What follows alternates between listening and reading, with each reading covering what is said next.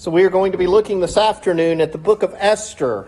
And what we see in the book of Esther is that in the days of Ahasuerus, king of Persia, or in the days between the building of the temple and the wall around Jerusalem, Israel found themselves in a time of great peril. The existence of the Israel nation was at stake here, and as we see in the book of Esther, God, through his providence, saves Israel from a certain destruction. What is God's providence? When we talk about providence, and specifically God's providence, a lot of people want to know, what is it? Well, it is the preservation, the care, and the government which God exercises over all the things that he created in order that they might accomplish what they were created for. It's how God works with all of the things he created to have them meet their responsibility or to do what they were created to do. God's providence does not employ miracles, but God uses the natural laws of our world to accomplish things.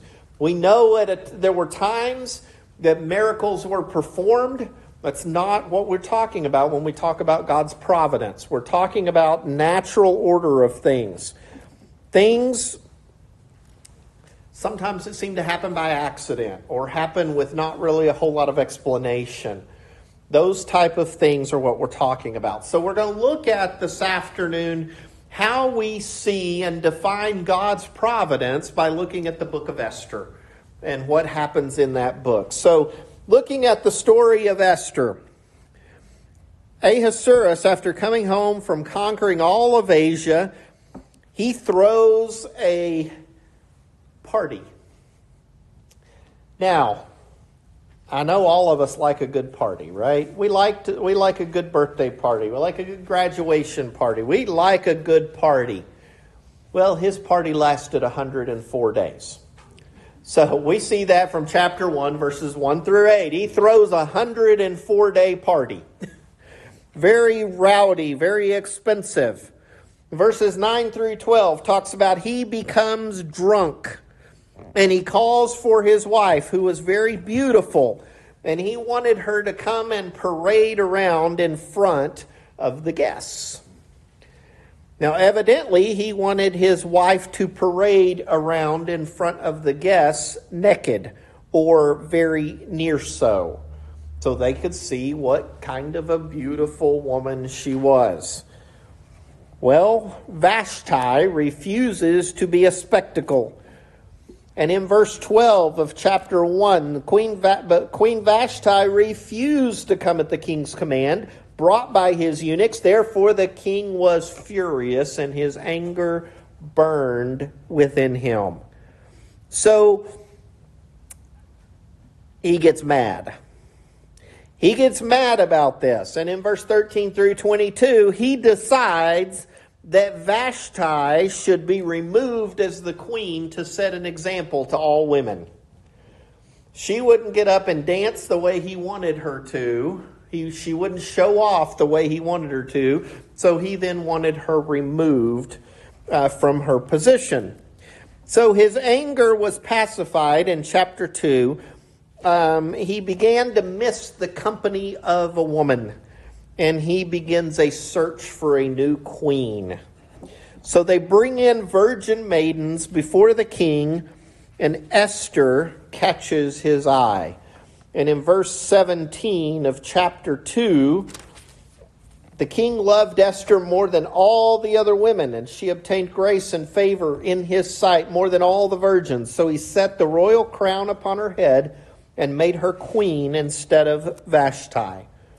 So Esther then becomes queen. And in verse 19 through the end of chapter 2, we see Mordecai here uncovers a plot to kill the king. Mordecai uncovers this plot. He tells Queen Esther about it. Queen Esther goes and tells the king on Mordecai's behalf. And Mordecai is held up. It says it was written in the book of the Chronicles in the presence of the king. all of this was written. It was decreed what Mordecai had done for the king here. So then we see in chapter 3, after all these things, King Ahasuerus promoted Haman and advanced him and put him higher than all the princes that were there. And everybody was to pay homage to Haman. But Mordecai would not bow down, or he wouldn't pay this homage to Haman. Haman then, it says in verse 6, he disdained to lay hands on Mordecai alone, for they had told him of the people of Mordecai. Instead, Haman sought to destroy all the Jews who were throughout the whole kingdom of Ahasuerus, the people of Mordecai. So Haman gets so upset here, he not only he doesn't want to just kill Mordecai, he wants to wipe all of the Jews out. And that is his plot at this time. So, we see this. Haman is proud. He loves himself. He loves the homage that people pay to him. And he wants to wipe out an entire race because of what one person did. And we see that sometimes today, right? We still see that people have a prejudice against an entire race of people or an entire religion of people because of something one person does. And that's what Haman does here. So Haman goes to the king to get revenge. Chapter 3, verses 8 and 9. Then Haman said to King Ahasuerus, there is a certain people scattered and dispersed among the people in all the provinces of your kingdom. Their laws are different from all other peoples, and they do not keep the king's laws. Therefore it is not fitting for the king to let them remain. If it pleases the king, let a decree be written that they be destroyed. And I will pay 10,000 talents of silver into the hands of those who do the work, to bring it into the king's treasuries. So he gets a decree to wipe out all of the Jews. But he does it by telling a lie. He does it by lying about the people. Well, then in verse 10 and 11, so the king took his signet ring from his hand, gave it to Haman, the son of Hammedatha, the Agathite, the enemy of the Jews. And the king said to Haman, the money and the people are given to you to do with them as seems good to you. So he lies about it. He gets this law put in, the law that is established by the king here that cannot be reversed. That was a law they put that in place that the laws could not be reversed to keep people from just haphazardly putting stuff into rule. So basically the extermination of the Jews here is decreed in verse 12 through 15. Haman tells the king here he'll pay for it out of his own pocket. I will pay the king's treasury to go wipe out these people. Well, there is great mourning, of course, among the Jews. We see that in the first 3 verses of chapter 4. What would it have meant if that extermination had happened? Think about all the promises that have been made to Abraham. Think about all the promises made about the Messiah. Think about all the promises that were given to them. Think what it would mean if that people were exterminated. Well, in verse 8 of chapter 4, he also gave him a copy of the written decree for their destruction, which was given at Shushan, that he might show it to Esther and explain it to her, and he might command her to go into the king to make supplication to him and plead before him for her people. So Mordecai asks Esther to intervene here, step in. Well, in verse 11, all the king's servants and the people of the king's provinces know that any man or woman who goes into the inner court to the king, who has not been called, he has but one law, put all to death, except the one to whom the king holds out the golden scepter that he may live. Yet I myself have not been called to go into the king these 30 days. So Esther here explains. this is what has to happen. This is the law. I can't go in unless the king calls me. Because if I do, he can have me put to death. And he hasn't called me for 30 days. That's her excuse. So they tell Mordecai what Esther says. They tell him her response. Well, verse 13 and 14, Mordecai told them to answer Esther, "Do not think in your heart that you will escape in the king's palace any more than all the other Jews." In other words, you're not safe where you are. They will find you out as well. So Esther responds and agrees to help. She agrees to intercede. And one of the best verses in verse 16, "And so I will go to the king, which is against the law, and if I perish, I perish." In other words, I know this is God's will. I know this is what I need to do. If I die because of it, I die. Think of the courage here by Queen Esther. What she has at stake by going in and doing this. So in chapter 5, verses 1 through 8, Esther basically has a banquet here. Starting in verse 1, "It happened on the third day that Esther put on her royal robes and stood in the inner court of the king's palace across from the king's house, while the king sat on the royal throne in the royal house facing the entrance of the house. So it was when the king saw Queen Esther standing in the court that she found favor in his sight.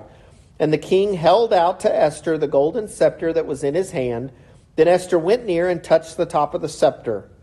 The king said to her, 'What do you wish, Queen Esther? What is your request? It shall be given to you up to half the kingdom.' So Esther answered, 'If it pleases the king, let the king and Haman come today to the banquet that I have prepared for him.' Then the king said, 'Bring Haman quickly, so that he may do as Esther has said.' So the king and Haman went to the banquet that Esther had prepared. At the banquet of wine, the king said to Esther, 'What is your petition? It shall be granted to you. What is your request? Up to half the kingdom, it shall be done.' Then Esther answered and said, 'My petition and request is this. If I have found favor in the sight of the king, and if it pleases the king to grant my petition and fulfill my request, then let the king and Haman come to the banquet which I will prepare for them, and tomorrow I will do as the king has said.'" So she creates this banquet here. She asks for the king and Haman to come to this banquet, and this is where she's going to make her request.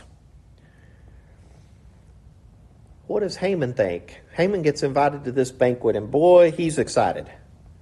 He's excited about this. He got a special invitation of the queen. He is special stuff.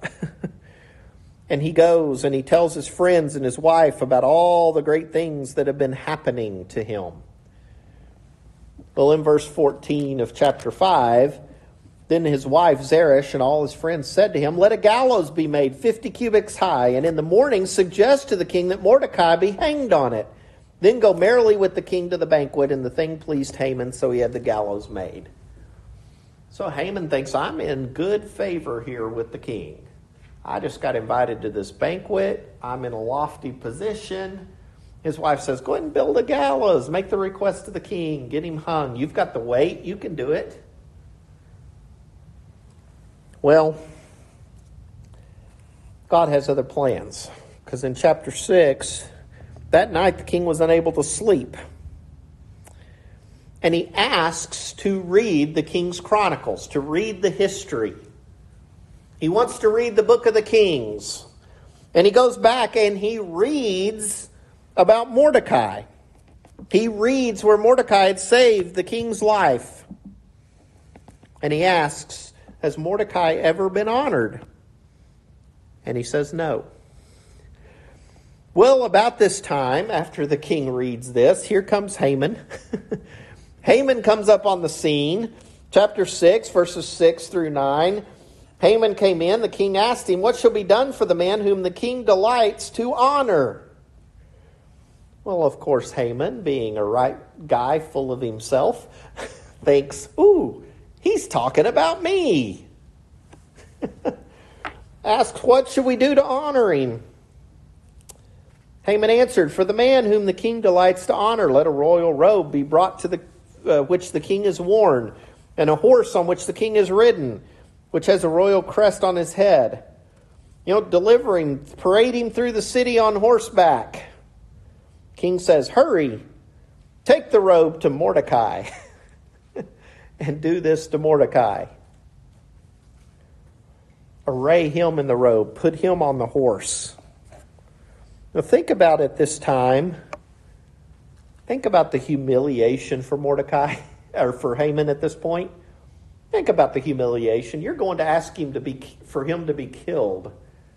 And the king says, put a robe on him, put him on a horse, march him through the city. So he goes and he does all of these things. Verse 12. Afterward, Mordecai went back to the king's gate, but Haman hurried to his house mourning and with his head covered. Total humiliation. But there's no time, because now he's summoned to this banquet. I hear thunder. Chapter 7, the second banquet. Esther then reveals the plot. Esther reveals what he had come up with. And in chapter 8, we read that the Jews are given the ability to resist their enemies. And we see that Haman ends up getting the gallows that he built.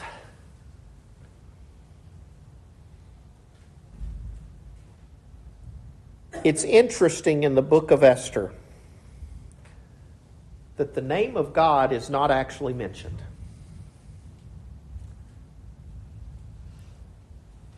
The name of God is not actually mentioned, but we see the providence of God all the way through the book. We see that God works through this entire book providentially to take care of his people. Today we cannot physically see God. We can't see any miracles. We can't see what happened that we read about. But we can see the results of his hand stretched out in providence. When we think of God's providence here, you have Esther, who was a Jew. She was made the queen at the right time. She was put into the right place at the right time to help God's people. Vashti was removed at the right time. Think about what had happened if Vashti had not been a woman of integrity. Think about what would have happened if Vashti had not refused to do that. None of these events would have happened to put Esther in the right place. There wouldn't have been a place for her. Mordecai saves the king's life, and it's recorded into the chronicles of the king. Think about if the king had not been able to had been able to sleep. He had a good night's sleep that night. But he couldn't sleep, and he got up and he read the chronicles, and he read Mordecai's name, and he saw the things that Mordecai had done. Mordecai and Esther were in the right position at the right time to save the Jews. We know that God had to have something to do with that. The right people were in the right place at the right time. The things and events happened at the right time to make it possible for God's people to have the right outcome. Man plays a part in the providence. Think about the decisions that were made. Vashti making her decisions. Mordecai making his decisions. Esther making his decisions. Esther didn't want to go in at first. She didn't want to take the risk. But she had the courage and went ahead and did so. There are some things that play into providence. First of all is faith. And this is not simple belief. This isn't simple wishing. This is faith in action. This is us having enough faith about something to get up and do it. Mordecai could have sat back. He could have been upset about the decree. He could have, complained about it, grumbled about it, done all of those type of things, but never got up and did anything. What did he do? He saw something wrong. He saw an injustice, saw something being done. He got up and went and told somebody who could help. He got up and went and gave the information to Esther so that something could be done about it. If he couldn't have gotten Esther, do you think Mordecai would have stopped? I bet he would have done everything he could have to gotten this problem corrected. You know, people will sit back and they will say, I'm waiting on God to tell me what to do. I'm waiting for God to show me what to do. God doesn't work that way. God, works through us having enough faith to get up and do something. If there's something wrong or something happening, I've got to do something. And maybe it's me getting up and doing that thing. That's the way God's providence is working in the situation. I have to have faith enough to know that I need to do something about it. But also, I need to have self-sacrifice. Today we don't understand the risks that Esther took to do this. We don't understand it because this is not something common in our culture. But not only was it wrong for anybody to go to the presence of the king without being summoned, but it was especially even more for a woman.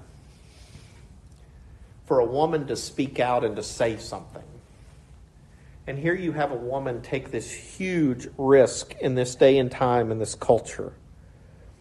Again, so many times people want to sit back, do nothing, and think God's just going to hand it to them. God's going to give it to them. God's going to take care of it. And God's going to give me everything I want. And then we see this same thought process move to our culture, right? I don't need to work. I can get money. Somebody will give me things. Somebody will help me out with that. Somebody will do it for me. I've seen a trend over the last couple of years where somebody gets into some kind of a rough spot or something's going on in their life and they go create a GoFundMe for people to donate to them. Well, I've got medical insurance, but I can't cover all of the copays and the deductibles. So they put a GoFundMe to cover their deductible. I remember times in our lives we paid hospitals for I don't know how long to pay off a deductible. You found a way to make it happen. You worked, you saved, you scrimped, you did what you needed. Saw somebody somebody here recently that was moving said, we just have a whole lot of expenses with this unexpected move and we need help covering all these costs. And they put a GoFundMe for $40,000 to help them with all their expenses of buying a house and doing this and doing that. And I'm like, we live in a society that expects everything to be given to them. What do we see here in the book of Esther? They did it themselves. They had to make it happen, and part of that making it happen meant they had to put their lives at risk. There was sacrifice involved. We have to be willing to sacrifice. And it's our sacrifice sometimes that's the way God works providentially to make things happen. God has the power to just say it and it happens. But we know He doesn't work that way today. There's a lot of things that happen a certain way. There's a lot of ways we see things, things occur and we have no clue. But we know God is working. And sometimes God is working by sending you to me. Or sending me to you. Or having, me making certain decisions and doing certain things. God's providence is working in our lives just like it did with Esther. Do we believe it? Do we truly trust that God is working in our lives? We can't just sit back and wait. We need to be busy. God is in control. I'm hearing thunder. I'm hearing rain outside. God is in control. We've been talking about how bad we need rain, right? God is in control. And He's using the natural way that our world works to send us rain.